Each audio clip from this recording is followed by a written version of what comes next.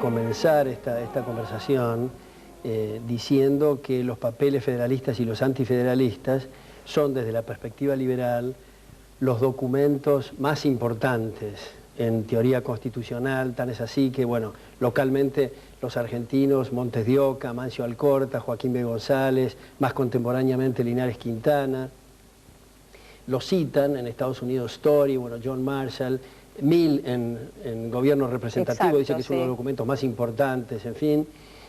Y son, sin embargo, poco conocidos. Son cartas que fueron escritas mientras estaba sesionando el Congreso en Filadelfia hasta que se ratificó la Constitución. Así que de 1787, a finales de 1787 hasta 1788. Y los papeles federalistas, que sí son más conocidos que los antifederalistas, que paradójicamente los antifederalistas son más federalistas que los federalistas, tienen más desconfianza al gobierno central que los federalistas. Los papeles federalistas son 85, 51 fueron escritos por Alexander Hamilton, 29 por James Madison y 5 por John Jay. Eran los tres abogados. John Jay tenía problemas de salud, tan es así que después en la convención francesa, cuando le dan la ciudadanía honoraria a Hamilton y Madison, Jay no puede ir. Y los antifederalistas son muchos más, y muchos más las cartas, pero Samuel Bryan, Richard Lee y John Winthrop son tal vez los más conocidos, y los federalistas firmaban, como un homenaje a la antigua Roma, con el seudónimo de Publius, y los antifederalistas firmaban con seudónimos como Sidney, en homenaje a John Sidney, el precursor de Locke, digamos, que comentábamos el otro día,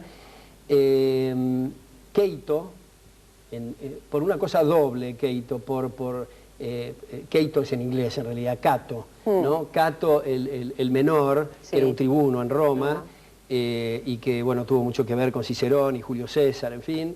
Y después el seudónimo con que firmaban dos ingleses prominentes en la prensa británica, dándole argumentos a los colonos en Estados Unidos, o sirvieron esos argumentos para la rebelión contra Jorge III. Después Sentinel, después hay algunos, igual que hasta hace poco se discutía quién era quién de los papeles antifederalistas, quién escribía. Acá los antifederalistas hay algunos como Old Whig, que sigue siendo un seudónimo que nadie sabe quién es. Nadie sabe exactamente. Pero en todo caso, a mí me parece que es muy interesante ver que en ciencias políticas tradicionales hay una división tripartita, digamos. La confederación, el sistema unitario y el sistema federal. Sí. Y tal vez podemos decir que, bueno, el sistema confederal es darle muchas facultades a los estados, o provincias, diríamos nosotros, y pocas al gobierno central. El gobierno central dependía o depende en la confederación de las provincias o de los estados. En el régimen unitario es al revés. Las provincias dependen del gobierno central, el gobierno central tiene todas las facultades y los poderes, o casi todos. Y el federal, el sistema federal es una especie como de compromiso o de término medio, donde las facultades de las provincias o estados y el gobierno central están muy precisamente delimitadas. Sí. Ahora, en los papeles federalistas, lamentablemente, los autores usaban federalismo y confederación, claro, o confederación y federalismo como sinónimos. Esto se ha hecho algunas correcciones posteriores en esto, pero esto es básicamente el planteo general, digamos, del origen de estos. Yo pienso que uno de los, bueno, por un lado, esto de los papeles federalistas y antifederalistas. Los papeles federalistas yo los estudié cuando estudié ciencia política, pero los antifederalistas nunca, y los conocí a través de un artículo tuyo, que publicaste, creo, en el 89, puede ser, 88, 89, en Libertas. Y en la actualidad, Alberto, estuve viendo programas de distintas materias de ciencia política en distintas facultades. No están ni el federalista ni los antifederalistas. Es decir, mirá lo que se están perdiendo los estudiantes de ciencia política, que sí leen a Montesquieu o leen a Locke, a algunos, pero no llegan a conocer esto. Una cosa que me parece grave, es decir, para hacer muy corto este comentario acerca de la difusión de todo este material, es seguir llamándolo papeles.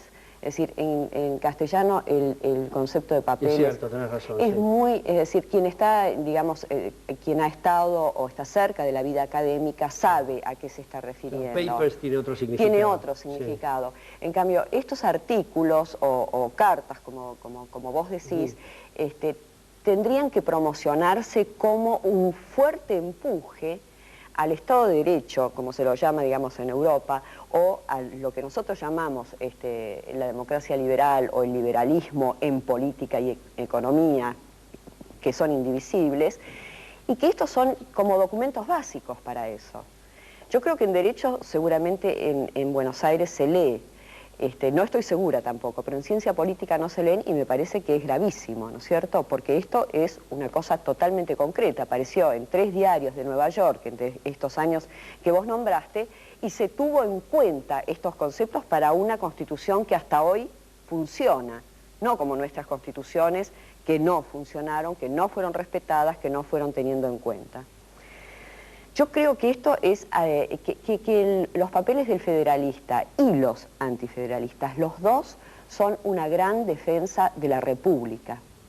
Es decir, si yo tuviese que definir cuál es la idea central es que la única forma de vivir en sociedad es mediante instituciones que respeten la libertad de los individuos y que no se dañen entre ellos, es decir, el respeto al prójimo. Y esto es lo que subyace a todo, es decir, la cosa pública entendida como que la voluntad viene del pueblo y quienes ejercen esos cargos llegan a través del voto popular, pero tampoco no limita solamente, digamos, al gobierno, sino también el otro peligro que ven ellos, claramente, que es el de la voluntad de las mayorías que pueda excederse. Sí, ¿no? Ese punto que vos decís es trascendental y es una lástima, como vos señalás, que no estén en las bibliografías en ciencias políticas, no sabemos si está en Derecho, porque ahí es donde se desmenuza toda la Constitución y ahí es donde se trata los límites al poder. Hay una conexión directa entre los derechos de la gente y estos papeles o papers o digamos cartas, sí, ¿no? Como decía, su conjunto de artículos. Y es interesante lo que vos decís porque Madison tiene 2 de esas cartas, la número 14, donde muestra, bueno, se muestra en general, flota en los federalistas y también en los antifederalistas, los límites que hay que establecer al voto en el sentido de que se está votando para, en un sistema civilizado, cambiar de manos el monopolio de la fuerza, pero no el poder ilimitado. Jefferson decía, no hemos hecho todas estas luchas para tener un despotismo electo. Exacto. Y Madison en este papel 14 dice, según él, la democracia en realidad se refiere a algo personal, personalizado, cuando la gente personalmente se puede ocupar en asambleas. La república es a través de los representantes. Hablan permanentemente de la república, subrayan eso como en la Constitución, digamos, argentina del 53 no se menciona la palabra democracia, sí, ¿no? Y en el papel 10, Madison habla del tema de las facciones, que me parece tan importante. Según él, un grupo faccioso, no importa si es mayoritario o minoritario, es aquel que atenta contra los derechos de las personas. Y hay otra cosa más, me parece, vinculada a lo que vos señalaste recién, que es un punto muy crucial, y es una carta de Hamilton, la número 84, donde habla del Bill of Rights, de la Declaración de Derechos. Según Hamilton, después esto cambió, no había que establecer declaraciones de derechos porque era una falta de respeto para la gente. Decía, pero ¿cómo puede ser hablar en declaraciones de derechos de la libertad de prensa y que el gobierno no puede intervenir en la prensa para limitarla si nadie le facultó al gobierno que entre en esa área? Una constitución es para limitar el poder político, punto. No vaya a ser que después tengamos discusiones de derechos no enumerados y de reglamentaciones que perjudican esto. Finalmente, los antifederalistas, vía Jefferson, lo convencieron a Madison a que incluyera ese Bill of Rights. Pero es interesante la argumentación de Hamilton, porque en realidad incluso hay algunos que se arrepienten, y hay textos paralelos, ¿no?, ya en los federalistas, de usar la expresión gobierno, porque dicen, es igual, diríamos actualmente, igual que en un barrio contratás guardias, esos guardias hay que vigilarlos, y no son para cualquier cosa. Entonces el gobierno lo tiene cada una de las personas respecto de su persona, pero esto es simplemente para vigilar y proteger los derechos. Por eso hay otro tema que es muy poco comprendido en nuestros medios, el tema de las armas. No despojarse de las armas y entregárselas todas al guardia, ningún barrio se hace eso, digamos. Hay que tenerlo en la mira al guardia. Entonces por eso Jefferson, Washington, bueno, Beccaria, digamos, de derecho penal, antes Grotius, Pufendorf, en fin, Locke, Montesquieu, todos eran favorables a que el ciudadano pueda tener armas, y está en la Constitución, digamos, americana. Y se dice, no, pero eso van a ser unos tiroteos brutales y van a haber un montón de problemas como consecuencia de eso.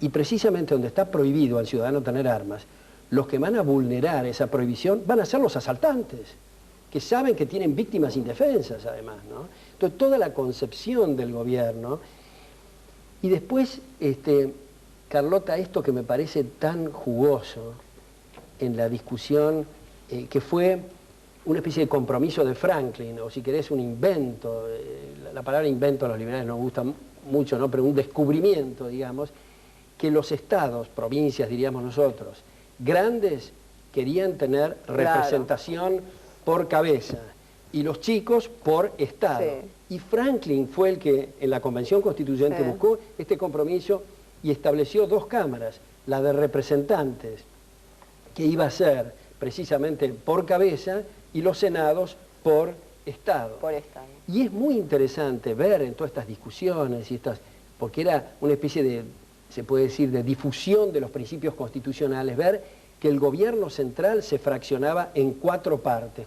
cuatro grandes partes.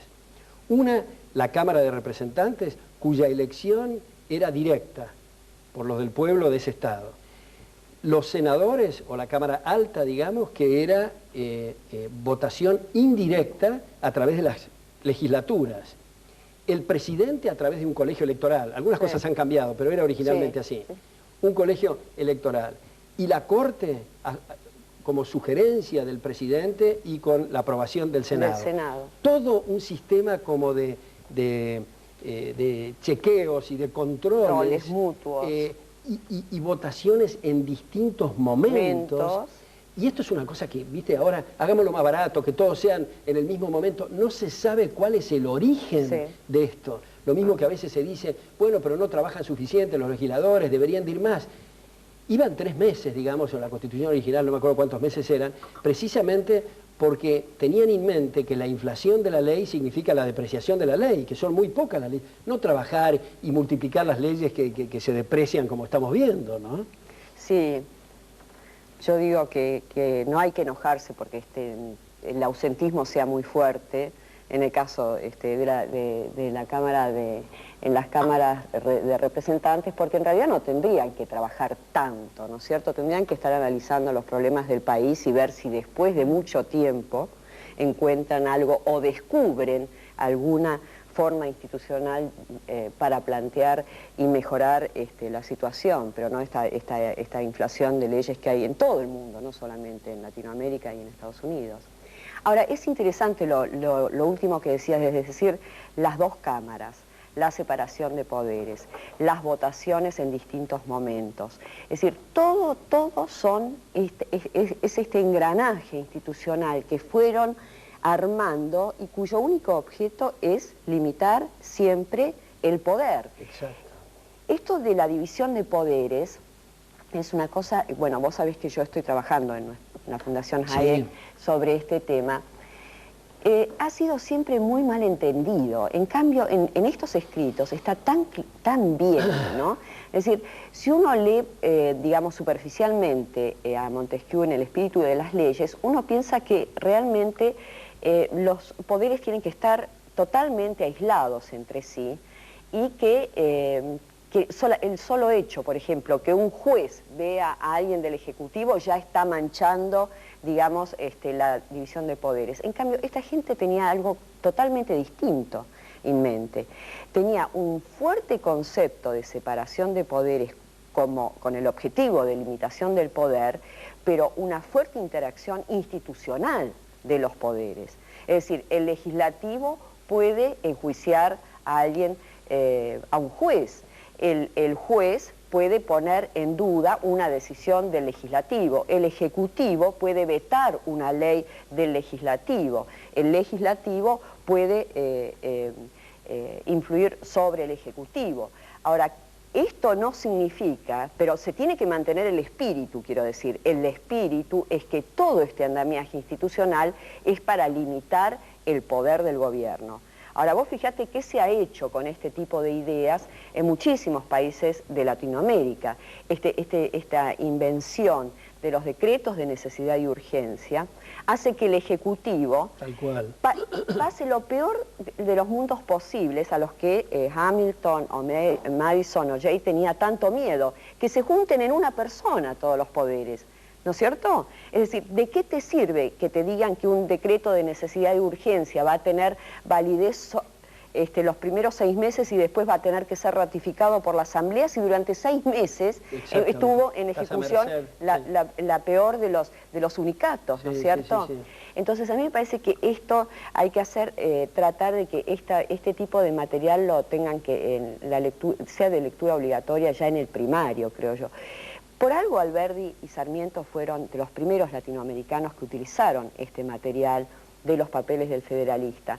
Entonces yo no veo por qué esta especie de sombra sobre documentos tan importantes. Sí, ahora cuando vos decís obligatoria la lectura, yo comprendo tu espíritu, pero digamos, debe estar una cosa bueno, abierta. sí, vos sabés que yo soy... Sí, yo soy liberal. Sí. Ahora, bueno, quiero decir...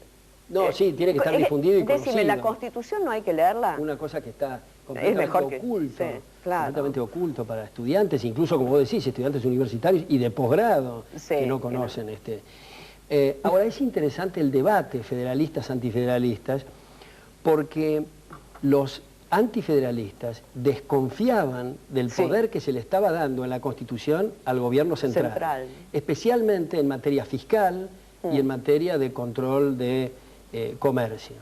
Y muchos de los federalistas proclamaban que estaban de acuerdo con los antifederalistas, pero que había tiempo siempre de hacer enmiendas futuras. Entonces la reflexión de los antifederalistas era, es muy fácil el agrandar poderes, el dar más facultades, pero es dificilísimo después reducirlas. Así que no lo... Y fíjate que en la convención del 87, bueno, George Mason, el autor de la Declaración de Derechos de Virginia, no firmó en señal de protesta. Rhode Island, los representantes tampoco fueron, y si uno ve las estadísticas en los estados más importantes, estaban muy a la par, muy a la par. Incluso en North Carolina ganaron los antifederalistas. De todas formas, es un debate, me parece, muy jugoso, y vale la pena insistir en el tema que vos sacaste, Carlota, que me parece tan importante, esta cuestión de la democracia. Recordar no solo los federalistas y los antifederalistas, sino liberales que rodeaban la cuestión, suponete en 1850, la democracia en América, Tocqueville, dice que le preocupa especialmente la libertad en edades democráticas. Y es interesante Herbert Spencer cómo termina su libro El hombre contra el Estado. Dice, hasta ahora los liberales tuvimos que preocuparnos en poner límites a la monarquía absoluta. Ahora tenemos que ponerle el ojo al absolutismo parlamentario, al exceso de las mayorías. Y todo esto venía de una tradición, fíjate vos, Cicerón y Constant, sí, coincidían en decir, no importa si el 99% decide conculcar el derecho del 1%, claro, es el lesionar derechos y por lo tanto es contrario a un Estado de Derecho y a un régimen genuinamente democrático, ¿no? Sí, está además este miedo a la expansión siempre del legislativo, ¿no? Está prácticamente en todas estas notas. Y vos sabés, Alberto, que yo vi que eso pasaba sobre todo en Latinoamérica, en los procesos de transición de gobiernos militares a gobiernos democráticos. Ante digamos, la euforia cívica que se da en esos gobiernos, digamos, redemocratizados, procesos de redemocratización, hay como un endiosamiento, dura muy poco, dura 1 o 2 años nomás, de la Cámara de Representantes, a los colegios se los llama colegio número 1, el Congreso, hay toda una cosa como que ahí está todo, ¿no? Y en ese momento se ve claramente cómo tratan los hombres de esas instituciones, digamos, invadir otras áreas. Por ejemplo, comisiones de investigación legislativa que allanaron en distintos países y en distintos momentos, inclusive estudios o casas, sí, creyendo que es prerrogativa del legislativo la investigación, no la investigación como podemos entenderla vos y yo, de leer, ver, tratar de sacar conclusiones, integrar distintas cosas, sino a los hechos, ¿no? Lo que tendría que haber hecho el Poder Judicial, mediante la policía como auxiliar de la justicia, y lo hicieron ellos. Esto Tocqueville lo vio claramente, como vos lo acabas de señalar, pero cuando vos aprendés, lees y digamos, estás en periodo de formación y te explican a Tocqueville, si no lo llegás a leer vos mismo, por lo menos en la Argentina, ni lo entienden ni han mencionado nunca ese peligro que Tocqueville veía en su libro sobre la democracia en América Latina. No lo entienden ni siquiera los profesores, eso. Y es un punto esencial. Sí, y fíjate, la evolución es interesante, ¿no? Porque se toma como punto de partida la doctrina constitucional, la Carta Magna de 1215, y pensemos que a quien respondía el rey era a los varones feudales. Los varones feudales eran los que reclamaban, no era para derechos para el pueblo en general, era para los varones feudales. Este fue un primer paso. Luego, porque la preocupación era el desbalance del poder del rey, claro. Por eso decíamos el otro día cuando estábamos comentando cómo Locke le atribuía un gran poder al Parlamento, porque era el Parlamento el que cerraba a cada rato el rey, en fin, había que darle más poder. Luego viene Herbert Spencer y dice, un minuto, ojo, ahora hay que poner el ojo y límite al Parlamento. Pero vivimos, Carlota, una época que, salvo honrosas excepciones, en muchos países hay un desbalance de todos los poderes. Sí. No es una situación peor, si vos querés, de algunos momentos de la historia, por lo menos en esta cuestión analítica que estamos viendo. Ahora, yo hice e insistí en varios foros la propuesta de aplicar en el caso argentino el régimen federal que decimos en el papel y nominalmente somos federales, pero aplicarlo en materia fiscal. Yo presentaba lo siguiente, a ver qué te parece a vos, Carlota. Todo el gasto público del gobierno central, y esto puede ser aplicado, yo diría, a cualquier país, ¿no? Todo el gasto público del gobierno central, menos lo que le es específico al gobierno central, por ejemplo, relaciones exteriores y defensa, distribuirlo en todas las provincias o estados en otros países. Una vez que eso se hace, darle plena libertad a las provincias, a los gobernadores, a los gobiernos provinciales, a que decidan su política fiscal. Entonces, además de las críticas muy higiénicas y muy importantes de reducir el gasto público y poner límites al poder que son indispensables, ahí vas a tener puestos fuertes incentivos, independientemente de su cuestión filosófica. Suponete vos y yo, no importa qué filosofía tengamos, vamos a estar compitiendo en dos provincias porque yo no voy a querer que la gente se mude a tu provincia, porque es insoportable el sistema que yo establezco, y además voy a querer retener inversiones. Y por lo tanto me las voy a tener que ingeniar para tener un sistema fiscal como la gente, lo cual lleva de paso necesariamente reducciones del gasto público. Y la coparticipación, toda esta discusión que hay, Sí. de que el gobierno central coparticipa a las provincias, le tira mendrugos, etc. Debería ser al revés. Las provincias coparticipan al gobierno central. Por estas pocas funciones, ¿no es cierto? Claro, claro, exactamente, por esas pocas funciones, porque en realidad son...